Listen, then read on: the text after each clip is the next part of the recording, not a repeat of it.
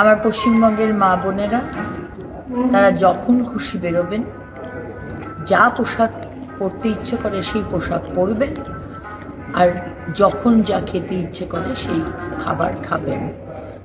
কেউ বলবে না আপনাকে কি পরতে হবে, কি খেতে হবে, আর কখন আপনার বেরোনো উচিত বা কখন আপনার বেরোনো উচিত নয়।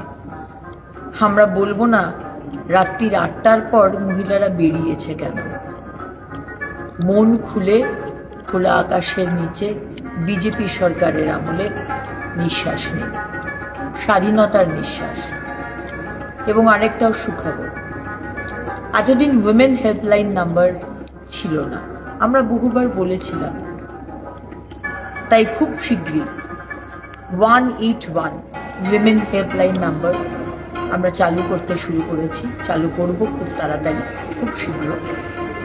এবং এই নাম্বারে ফোন করলে সঙ্গে সঙ্গে জিও ট্যাগিংয়ের মাধ্যমে আপনি কোথায় রয়েছেন, কোথায় আপনি সমস্যায় পড়েছেন, সেই আপনার পজিশন, লোকেশন সঙ্গে সঙ্গে সেই থানায়, যে আমার সংকল্পপত্রে সেখানে আমাদের সরকার মাননীয় প্রধানমন্ত্রীজি বলেছেন প্রত্যেকটি থানাতে মহিলা হেল্প ডেস্ক থাকবে, সেই থানায় সেই কানেকশন হয়ে যাবে।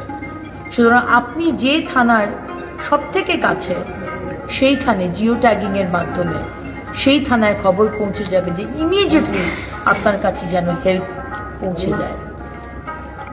তাই আমার সমস্ত মা বোনেরা, আমার সমস্ত মা দুর্গা, মা লক্ষ্মী, মা কালী, মা সরস্বতী, মা মনসা, মা জগদ্ধাত্রীরা আর মরাল পুলিশিং আপনাদের কেউ করবে না। ভালো থাকবে।